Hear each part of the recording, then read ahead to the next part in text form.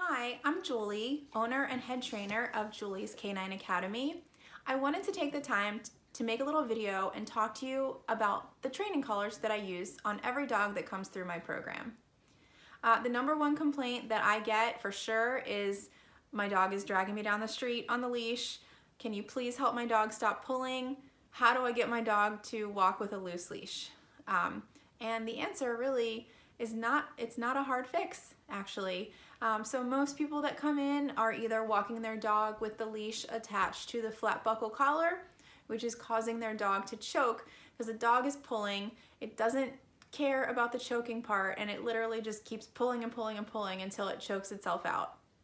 So then people think, I'm gonna get my dog a harness to stop the choking, when in fact the harness actually only encourages the dog to pull even more.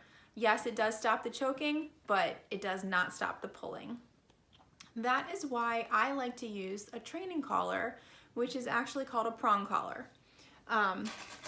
What I like about the prong collar is that it's raised up off the neck, so you don't get that choking and there's no constriction of the trachea, and it also stops the pulling. So it's a win-win. It's like it doesn't hurt your dog at all, and it also stops the pulling. And the best part is that it allows you to effectively communicate to your dog through the leash.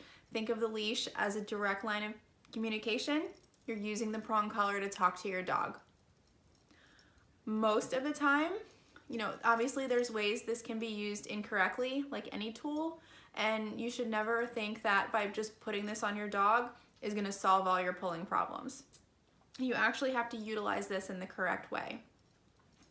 So the way that it works, this is what it looks like. It's not, the most gorgeous collar out there. I could see why some people would look at this and think, I can't use that, but try to look past the way that it looks and educate yourself on how does it really actually work, and is it working? Is it getting good results while also being one of the most gentle dog training tools out there? So I use one brand. It's Herm Springer. It says Springer right there in the middle. I like this brand because the tips of the prongs are nice and round like a ballpoint pen. The cheaper brands that you get at the pet stores, the metal feels a little bit cheaper and the ends are really blunt and sometimes jagged. So stick to the Herm Springer brand and your ends will be nice and rounded and a little bit more comfortable on the pups. The prong collars come in a few different sizes. The most common size that we use is the 2.25 millimeter, which is a medium. And my dog Riggins is almost 90 pounds and he is on this size. I find that it works on most dogs, 50, 60, 70 pounds. I have them on a medium. The collars are adjustable in that you can take out links, add links to make it fit around their neck. So again, this size, the medium, is good for most dogs that come through. They do make a larger prong, very, big, heavy, a huge, I don't know, 100-pound dog maybe plus would be using this large one. I find that you get more control out of the medium size if you can get away with using that one for most dogs. It also comes in black. If you have, a brindle dog like mine or a black dog, it looks really nice against their coat. They also make a micro prong, which is actually really adorable.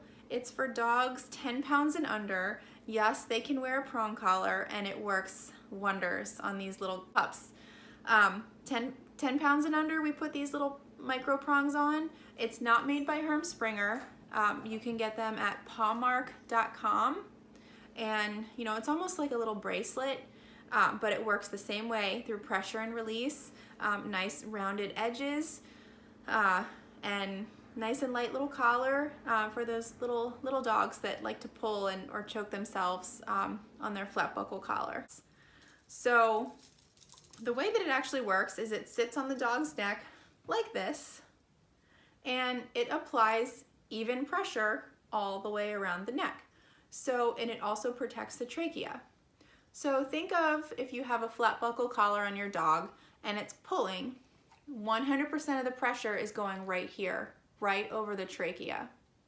With the prong collar, as you can see, it's going all the way around the dog's neck. So you get pressure, pressure, pressure, pressure, pressure, all the way around. So it's not all in one spot. It's like 5%, 5%, 5%. And so if you feel it, feel it on your own arm or your own hand, it's not bad at all.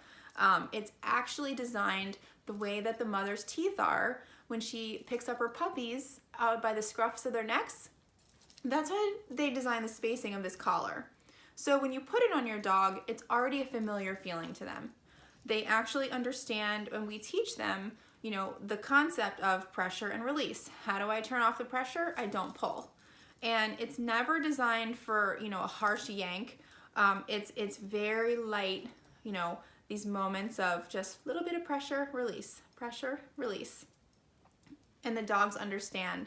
And you can have, the nastiest pullers healing by your side with a loose leash in 5 to 10 minutes max with these things. That's how powerful they are at communicating to your dog in the gentlest possible way. They are actually designed not to hurt your dog. Your dog cannot choke while wearing this. It also has another name called a pinch collar. It is not because it pinches your dog's skin in any way. It does not hurt your dog. It doesn't cut your dog's skin. It doesn't pinch. It doesn't do anything but apply even pressure all the way around the neck. And by pressure, I mean like take a ballpoint pen and put it on your skin. That's all it is. It's not bad at all. And so again, has a name called the pinch collar. You actually pinch the prongs together to take it apart, and you pinch the prongs together to put it back together. If you are putting this over your dog's head, you are doing it wrong, and the collar is too big. The collar needs to be taken apart every time, put around your dog's neck, nice and high, right under the ears, and put back together. It needs to be snug. If your collar is too big and sliding all over your dog's neck, you're not giving very effective communication. So in order to utilize it in the best possible way, take it apart, make sure it's nice and snug. You can add and remove links to make it bigger and smaller, just like this. And make sure it's nice and snug around your dog's neck. So, the mechanics of the collar. There's 2 rings. One is a bigger ring, one is a smaller ring that swivels. We, for safety reasons, will take a carabiner, attach it to the big ring, and then attach that to the flat buckle collar. The reason that we do this, it's a safety reason only. If for some reason this collar was not put on the right way, let's say it just wasn't put on right, and it comes apart during the walk, you are still attached to your dog with the carabiner. If you hadn't taken the 2 seconds to put that carabiner on the flat buckle collar, you would have a loose dog. This rarely happens. I've actually never seen it happen, but it could. Anything can happen if this isn't put on right. If your dog rolls around in an open field and bumps one of these out, it's better to be safer than sorry than to have this carabiner. The other ring is the ring that swivels, and this is the ring that your leash will attach to. So you have it on your dog's neck, you have your leash attached to the little one, and that gives you control to activate and deactivate the collar. So if I give a little pressure, activate, and I release, and it deactivates it. So most of the time, the idea behind this collar is that it's just sitting on your dog's neck, nice and loose. There's no, your dog might feel it there, but there's no harsh pressure at all. It's just sitting there. The only times you would activate it is when you're communicating to your dog. If your dog's pulling ahead, say, nope, stay with me, stay with me. And it's almost just like a little flick of your wrist saying, stay with me, communicate, communicate. And then it goes back to being loose. So You know, of course there's ways to use this wrong. You should never be walking a dog with it like this the whole time. If this triangle is like this, you're doing it wrong. It should be nice and loose the majority of the time. The only time you should be pulling on it or, you know, activating it is those moments where you want to communicate to your dog through pressure and release, the language of the collar. So I hope that this explained how this works, the mechanics of it, and stay tuned for my next prong collar video, which will actually explain how to put it on a dog and how to introduce your dog to the prong collar, to teach your dog the language of the leash. Thank you so much for watching. Again, my name is Julie and I am at Julie's Canine Academy, and I thank you for watching.